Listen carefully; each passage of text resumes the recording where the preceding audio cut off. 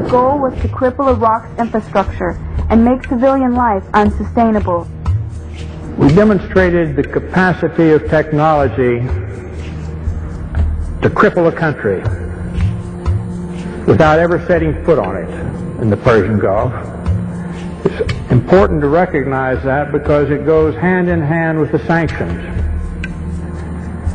When we merely say that we flew 110,000 aerial sorties in 42 days, one every 30 seconds on the average, 24 hours a day, we ignore what we really did. As officials said, the death toll was now 288, with many more to come. The trucks kept filling up and driving away, past waiting relatives who knew they might never be able to identify the bodies of their loved ones. The community of Almeria filled one of the first of many funerals with gunfire in sign of grief and fury, and with angry words aimed through foreign journalists. "My mother, she's gone," shouted this young man.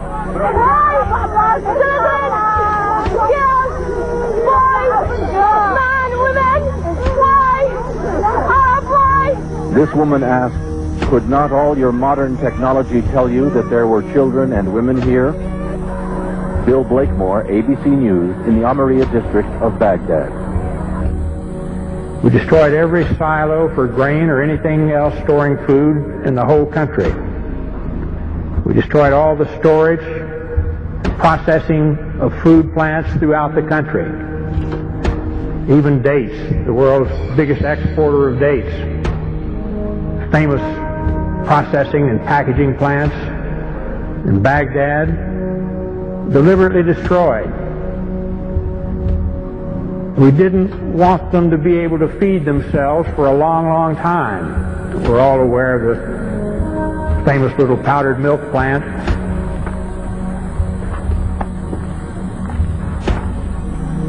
The United States government says that in this factory here you are making chemical weapons. Is that true?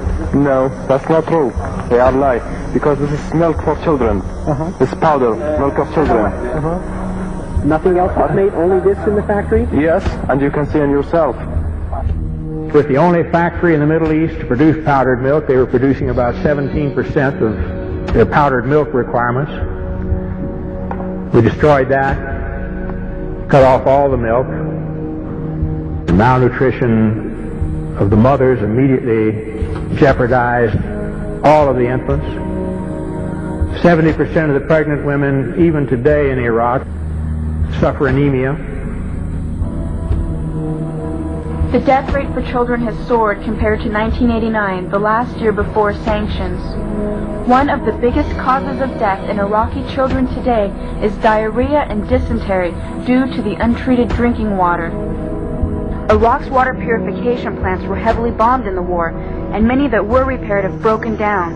The United Nations bans the import of spare parts and chlorine into Iraq to purify water. We saw the effects of this policy in the hospitals. This is the second attack form of acute bloody diarrhea, anemic dysentery. Most of them are due to contamination of water. Is malnourished, anemic, underweight with a developmental delay. Do you have tap water there? No. You can see the conditions of these children shouldn't happen anywhere, and it's caused by the sanctions the United States government insists upon.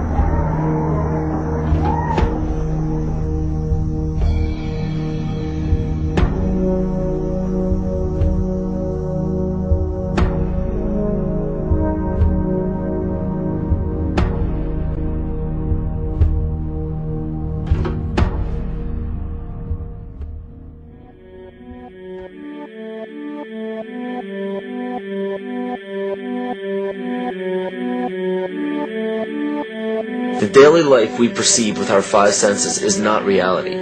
Quantum physics has shown that space and time are illusions of perception. Therefore, our bodies cannot truly be a reality if they occupy this space. Ernest Rutherford performed an experiment in Manchester that revealed to him the shape of the interior of an atom. Scientists were shocked to discover that the atom is almost entirely empty space. The question then became, how could this empty atom possibly make the solid world around us. Our true consciousness does not exist in our brains or in our bodies. But this illusion of our individual bodies, along with the misinformation of our true origins, has manifested the idea that we all think independently from one another. With this misunderstanding, it would seem impossible to scientifically explain telepathy, clairvoyance, spiritual mediums, and other phenomena dealing with transferring information between sources without physical means of communication. But when you understand that there is a common spiritual bond between all things in the universe, and that we are all part of one divine intelligence, no phenomena is unexplainable. This simple understanding fills all the holes in modern religions. It explains reincarnation, déjà vu, predictions of the future, and literally every event, occurrence, or anomaly ever experienced. The blank matter within the most basic building blocks of perceivable existence is malleable and molded by intent. This means that consciousness shapes our reality. This seems difficult to accept for most, and it is quite understandable. In modern times, we are taught from an early age how to think rationally and tangibly. This is a very left-brain method of education, and it has more harmful effects than it's given credit for. The left brain deals with logic, details, facts, patterns, practicality, science, and math, as the right brain deals with feeling, intuition, symbols, images, risk-taking, philosophy, and religion. With a deliberate push for government-controlled educational curriculums, generation after generation of the youth are being taught to focus only on the facts, figures, and numbers. Repetition is used to train children subconsciously to accept what they're learning. Children aren't rewarded for questioning the validity of the information they receive. They are ridiculed.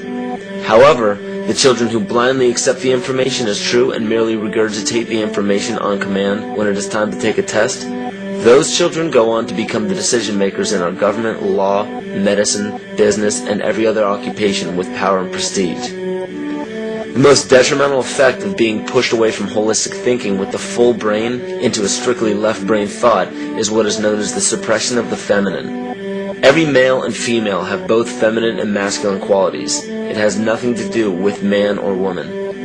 These are represented by the left and right brain, yin and yang, black and white, light and dark, and most every other duality. Both are vital to our spiritual and physical health. In ancient Egypt, the female was the rightful heir to the throne. The male she chose to marry became pharaoh. This depicted the goddess tradition that has been destroyed to make way for a patriarchal, male-dominated society we see enforced in every major denomination. In suppressing the feminine of every society and pushing the people to strictly left-brain thinking, the natural ability for humanity to feel earthly, cosmic, and personal energy became lost. Traditions that were passed on through shamans, witch doctors, magicians, psychics, and seers of all kind became outlawed and ridiculed and given a stigma of something out of a Hollywood movie. Every religion explains that we are children of God and have godliness inside of us. If you erase the anthropomorphized God and understand that God is nothing more than the spiritual web that connects all things, all religious scriptures begin to make much more sense. Our bodies are merely vessels to contain our spirit, to gather experience for the divine mind. This is how evolution is possible. It is scientifically proven that all species are evolving into more complex beings.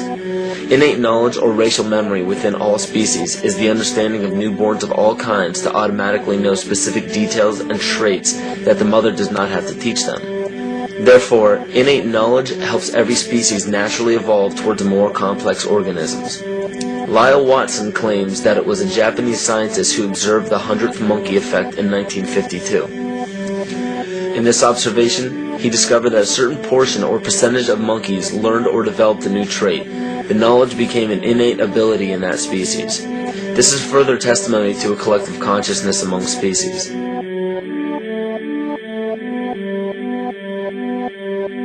Everything in existence has a natural vibration to it, from our atoms all the way to the vastness of the universe. To show a simple connection between the earth and our bodies, take a look at our body's harmonic focal points, better known as our chakras. Just as there are harmonic focal points on the guitar string, there are locations within our body where our vibrations culminate. In Eastern philosophies, these 7 chakras are used to bring health and balance to the physical and spiritual body.